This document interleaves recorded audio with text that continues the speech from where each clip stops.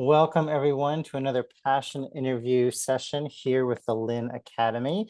My name is Bill Schwingle. I'll be hosting today an interview with Judy Gallauresi, and she is, an amazing friend for one, but also someone who I've trained with in soul coaching. She's also an Oracle card trainer and also a Clutter Clan coach. And so for those of you who are unfamiliar with the Lynn Academy, all of those programs are a part of the Lynn Academy slate of certifications that were originated by Denise Lynn.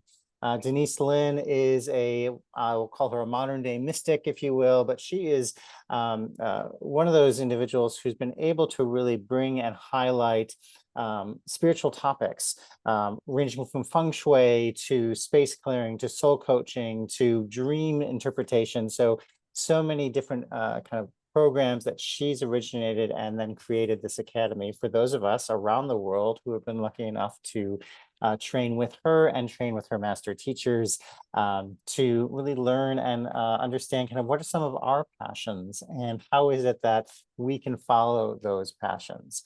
So welcome everyone, but I want to especially welcome Judy. She is, as I'd mentioned, she has several certifications with the Lynn Academy. She also has her own business called Crystal Concepts that incorporates kind of the spiritual kind of aspects of life, from mindfulness to soul coaching to crystals, etc. So that she can tell you more about those.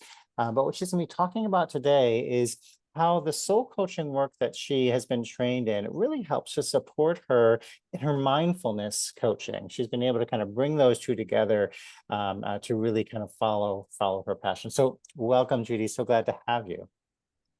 Thank you. And so glad to be here. So glad to see you and talk about Denise, our favorite subject. Absolutely. Absolutely. So maybe we can start off by understanding kind of from your perspective, how did you get started in kind of the Lynn Academy programs and kind of learn about Denise? Oh Lord, I'm going to age myself. Oh. I'm going to put an age on. This goes back, I would say, to the first book that I picked up of hers, which was probably, I think Sacred Space came out maybe 1996-ish, maybe. Yep. I think that's when that came out. Yes. I wish I was downstairs in my other office because I'd pull it off the shelf for you. It's yellow. The pages, how your pages get yellow. Oh yeah. So that was like my gospel. I'm like, I need to meet this woman. I need to find out more about this woman who wrote this book, because this is like an incredible. There you go. For anyone that wants it, there you go, people. That's the book. And so from there, where it led me on was the era of where there were a lot of new age holistic shows, big ones, where they would have various rooms and speakers. And so anytime that I was in a different place or an airport or somewhere, or if I had a layover, I would see what was, because that's what my passion was, like mindfulness and mindset and holistic, and if you want to say new age, but it's old age, it's old wisdom. Yes. And I would go and find Denise, and I would sit in the back because I didn't want to be seen. So I just would sit in the back and just soak everything in, and it just went from there. I mean, every book that came out, and then when her decks started coming out, I had always been with Oracle cards. Not so much tarot. I mean, I have tarot decks that I like, but I use them as Oracle decks. I don't do an actual tarot reading. Sure. So that's where Denise and I, our little spirits kind of, you might say, collided. And then I'm not quite sure. It was, well, I spent time it was an online retreat with her to get, that was during the pandemic, but I did a lot of like workshops, like I said. Yeah. So that was what led me down the road. Yes. And then when I did this thing during the pandemic with her, it was a retreat that she had online. I was like, soul coaching. Now, at that point, as we know, she was no longer training. Yeah. She was no longer doing certifications. So I looked up, I talked to her, she sent me to the site, and I'm like, there's one. And because I had taken through Hay House and also a little bit with Denise, the Oracle card readings and all of that, I had seen Terry online, because and so that's how Terry and that's when I was just like, okay, yes, this one. Yes, yeah. And just for people's reference, Terry Bowen is who we both trained with, and he's based in the UK, and he is an amazing soul coaching trainer. So yes, he is. I was going to say he's I hail to yes, for sure. Denise trained him well.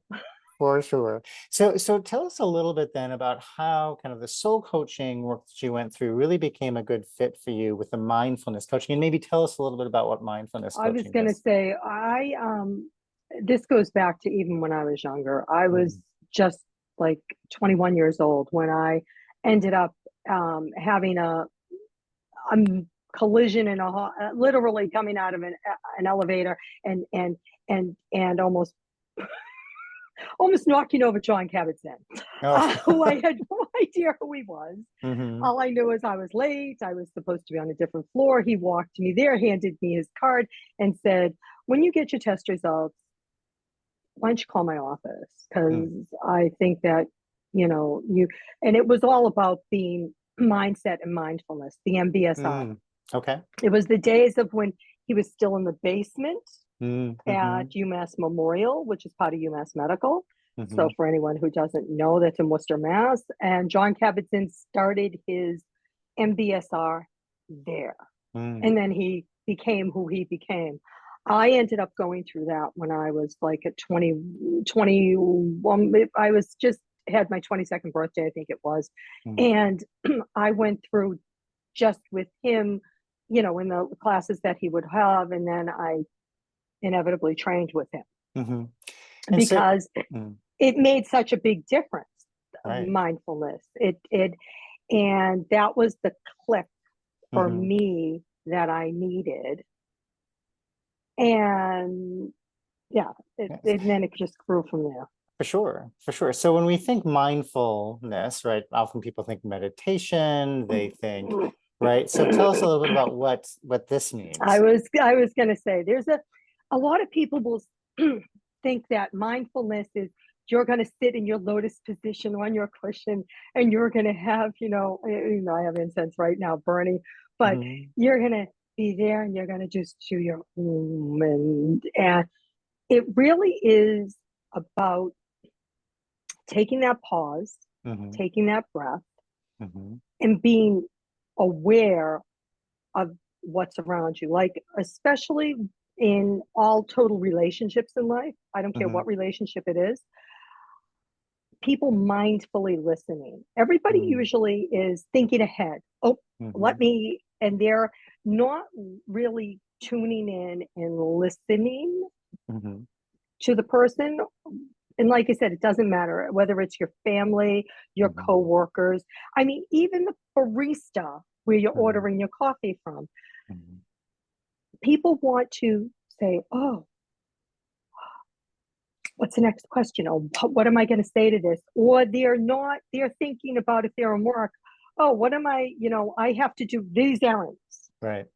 And, or, if the kids are, it's us juggling in life, where mindfulness is stopping, actually mindfully listening, taking that pause, like connecting in that relationship with your own life. Mindfulness is the same thing. Let's take a breath. Let's think about, sorry about this. Let's think about what we're doing. Like, how many people just eat, like they gulp their cup of coffee. They just eat that meal and don't even savor it. Don't even stop. It's about noticing everything. And it's like the sense, the touch, the feel. If you're, even if you're walking, from your car, or you get off the train and you're walking to work, most people are just, they don't notice, and they don't even think about or hear their own footsteps. Yeah. It's about all of it, engaging all of your senses as well.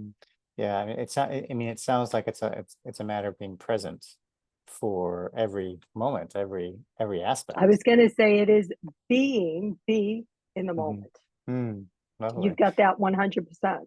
So with soul coaching, right, the focus there, right, is helping us to listen to our soul's guidance, whether when we're working with clients, helping them to do that. So how do you bring aspects of soul coaching into your mindfulness? How does that reinforce and make it even better? How it makes it even better is starting to ask people the questions like, all right, we're talking today and it's passions. What are you truly passionate about? A lot of people don't even know how to answer that. Yeah. I mean, they don't know what makes their soul open up. Like, and when you say no, take a minute. I do this a lot. I'll say, take a minute, close your eyes, take some breaths, and think about this. What makes you feel passionate? What brings you joy? What right now? And I'll say, okay, now just tell me, you can usually, this, you can see somebody's face being a soul coach. They change, it shifts and it changes. Absolutely. And I'll ask, okay, what are you seeing? What are you feeling? What is it? And they'll be like, oh my God, like I didn't think about this, right? But I haven't done X, Y, or Z for so long. Yeah.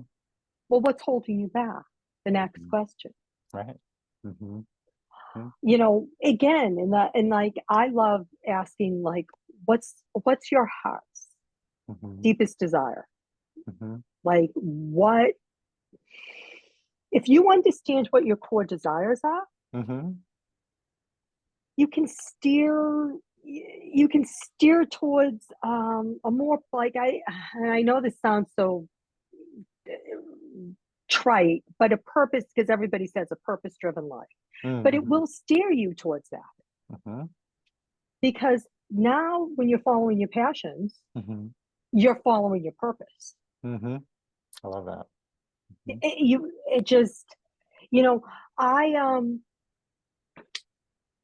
I don't think we're here just to survive. I think we're all on this planet to thrive.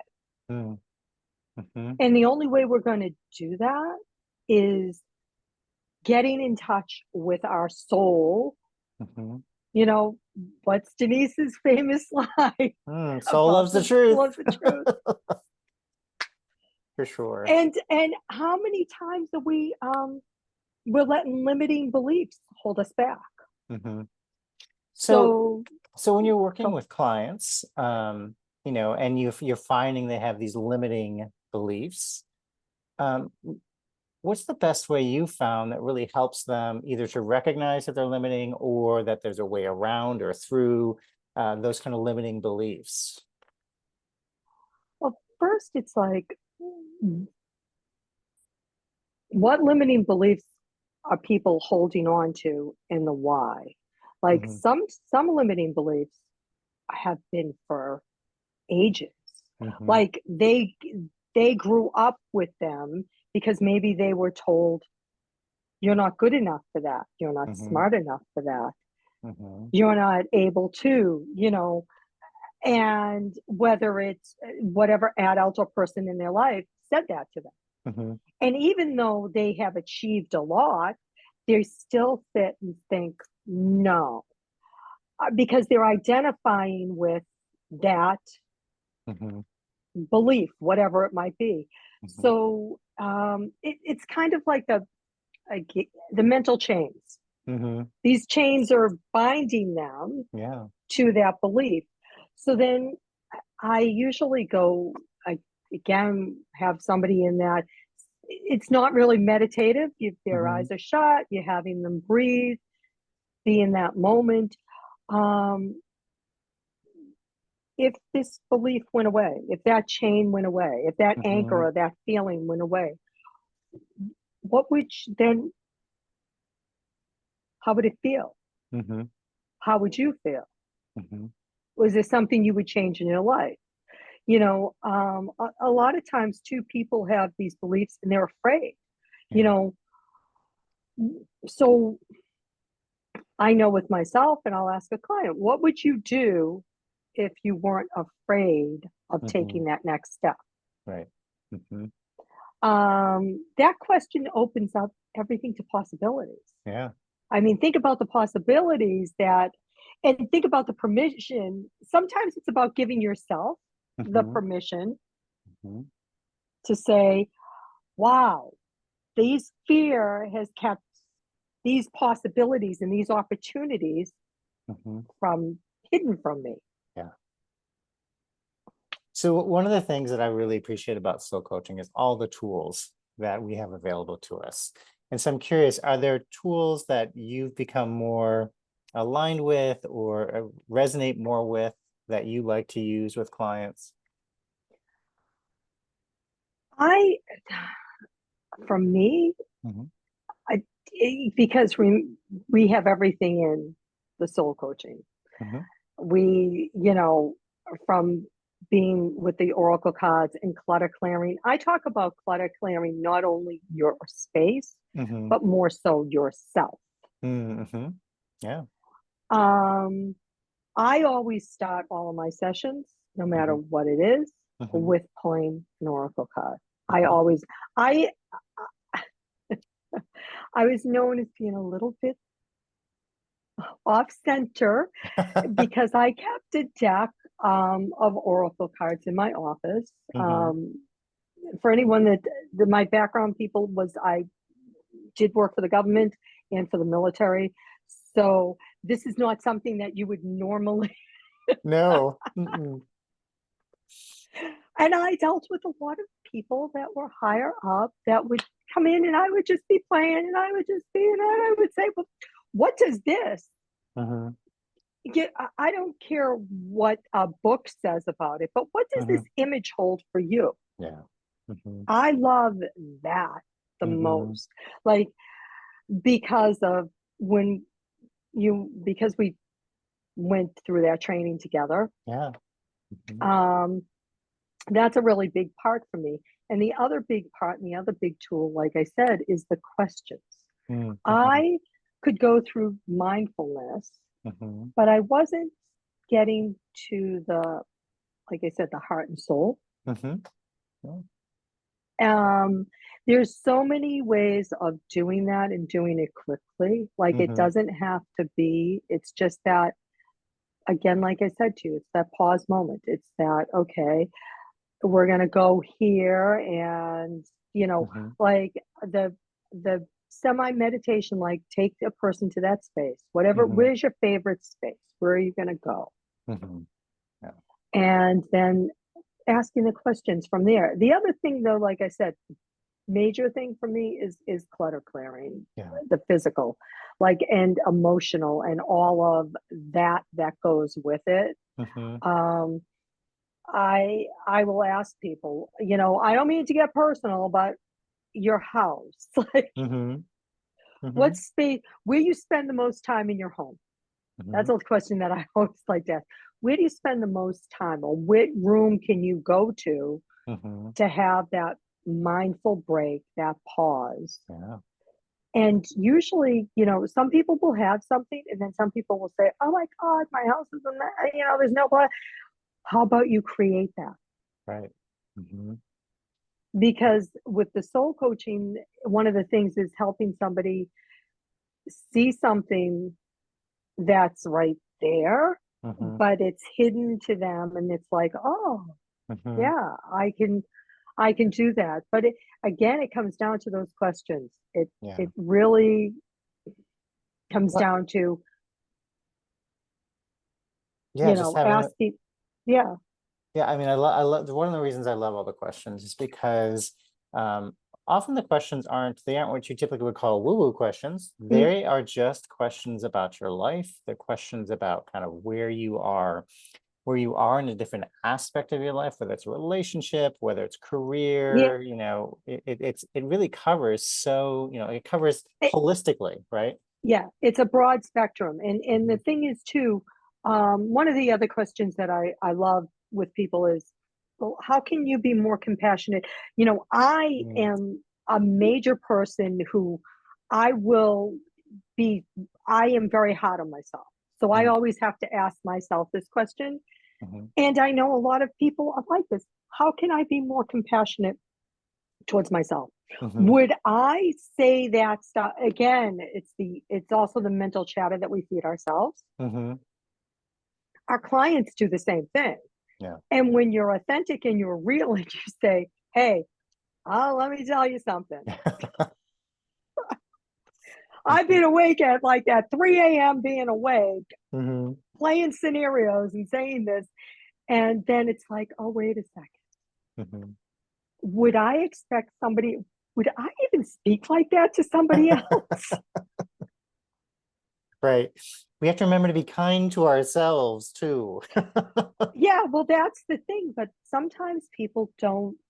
I know, like I said, with myself, we're all. I don't know how many people um, think about Mhm, being compassionate to themselves. mhm, So when you learn that self compassion, mhm. it's crucial. I think it's like one of the vital little blocks for our mental, emotional, spiritual well being. Mhm.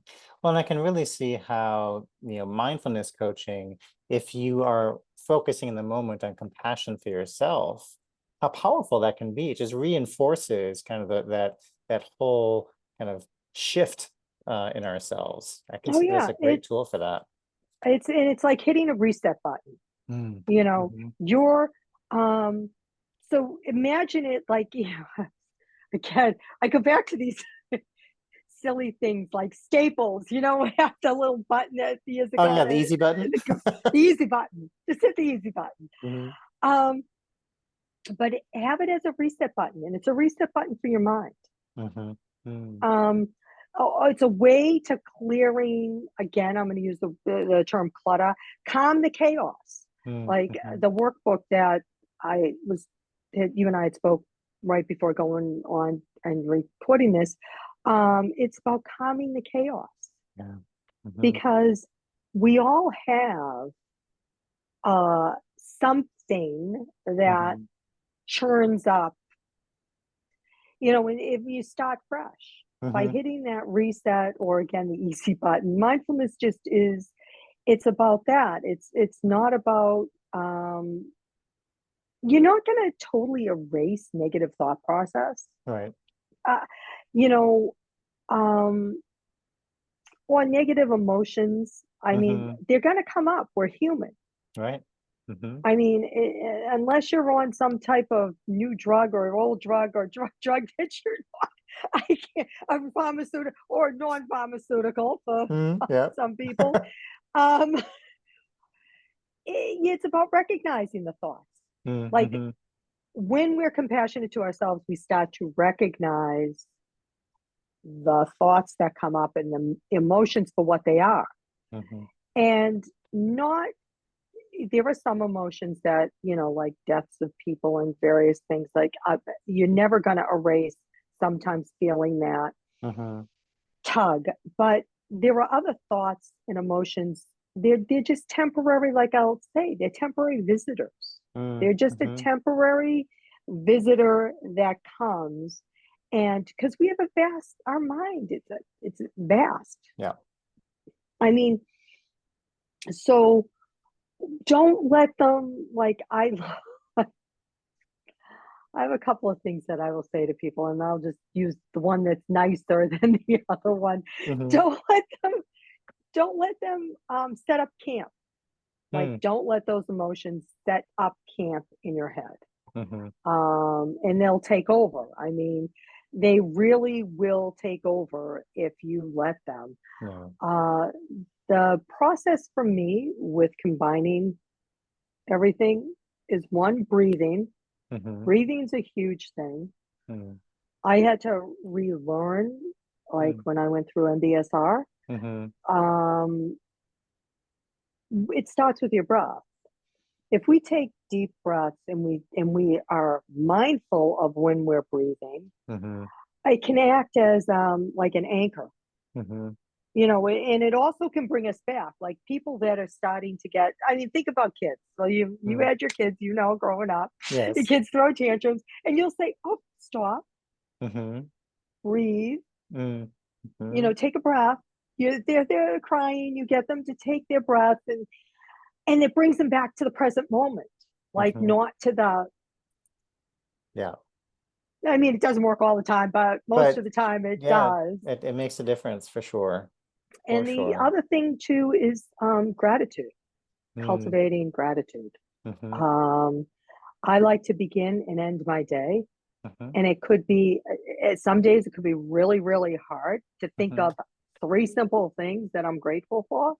I mean, we have crappy days. Crappy days happen. Yeah. But it could be listing what you're grateful for. I mean, this shifts your focus from what's lacking to what's abundant. I mean, my simple sometimes is savoring that first cup of tea, that warm shower, or walking. I love to walk outside every morning to watch the sunrise. It's a simple, it's just a connection of being in the air, watching the sunrise. At the end of the day, like I had a really, crappy challenge. day. Yeah. Getting swarmed first thing in the morning by hornets was not on my bingo card that day. No. So I had to that day think about this, and I was like, okay, well, one, modern pharmaceuticals. What did people do that had allergies before there were EpiPens? Right, absolutely. So as crazy as that seems, but that was one of the things I was grateful for. The other thing I was grateful for was on that same day, it was really, really hot and humid. AC. Being able to just sit in the AC and cold water with ice cubes. It was just, and that was it. Yeah. I mean, that to me is a big thing, and a lot of people, and you don't even have to write it down. You can think of it. You know, some people don't like to write stuff. The other thing is to stay curious. I think that people should approach every daily experience with that sense of wonder and curiosity of a beginner's mind, like a child's wonderment. And it's called a beginner's mind because you go back and you can transform like mundane stuff, mundane tasks in there. They could be something you've been putting off. Right. Like no matter, I don't care whether it's in work or at home, you're putting something off. But if you approach it curious and with a beginner's mind, it takes that mundane stuff and could turn it into a moment of discovery. It could be like, I really hate cleaning the bathroom, but the smell of right when it's done, something to look forward to, right? Yeah, and embrace. This is a big one that I had to learn how to do myself. Is embrace imperfection. That's a lot powerful. That's a big thing with mindfulness. Is accept that we're all a work in progress. Yeah, sure. I always set the bar so much higher for myself than I would for any other person. But every step, no matter how small it is that you take, it's a step forward. Yeah. And we're gonna get knocked on our butts. Just have to get up again. I was just gonna say, you just get up and you take that first step and you laugh it off. You And do. the other, I mean, there's so many other things too, connecting, like I said, going outside. I know I'm lucky because I live in a more rural area. Hmm. Because it's the farm and we have woods around us and everything. I'm in New Hampshire. I can connect with nature. I know Hmm. it's harder for some people that might be in cities or whatever have you, but find that little slice. Yeah. I mean, if you have to put your headphones on and just go out, I mean, I've told people that are in the cities that, go out on your fire escape, look up at the stars, Yeah, for sure. For block sure. stuff out, and just have that, you know, connection. Hmm. It's finding your tribe too. Mm, for sure. Speaking of finding the tribe, I think the tribe that's listening here would welcome the opportunity to become a part of this tribe. But we're about out of time. That time went so quickly. Yeah, Um, it did. but I did want to make sure that for those who are interested in mindfulness, in the work that you do as a mindfulness coach, and how you combine that with soul coaching, and soul coaching kind of reinforces that. What's the best way for people to reach out to you or to learn more about anything you have upcoming? The best way, I mean, they can connect with me through Hmm. crystalconcepts.com, Hmm. because that has my uh, phone number on it, that has my email on it. Hmm. I am on Crystal Concepts. I think it's Crystal Concepts New Hampshire, because I had to put that on because somebody might have had it, but I'm on Facebook. Hmm. My name, which is difficult to spell, it's I'm on LinkedIn. It's Judy Gallauresi. It's Gallauresi. Hmm. Um, but what I can do is when this, posts up, I'll post things below. And for the audience here, I'll Hmm. have a link to if somebody wants to download my ebook workbook Mm. to go through stuff on their own. Because in that, I am for now offering a free half-hour consult. Oh, that's great. That's a wonderful Yeah, gift. yeah, and it's actually, I think I'm gonna after this, I'm probably gonna pop it up on the website again. Hmm. And I know some people have taken advantage of it. Hmm. Um, and it's just a half hour, no, just whatever questions you want to ask about whatever. Oh, So yeah, that's how they can that's get in touch with me. perfect. Well, great. Well, thank you so much, Judy, for being with us today and sharing your passion and combining soul coaching and mindfulness coaching and really sharing some really great insights. And I'm hoping for those who are listening, you are inspired by things Judy had to share and are looking forward to kind of connecting as well. So thanks everyone for being here. And thank you so much, Judy, for being with us today. Thank you, Bill, and thank you, everyone.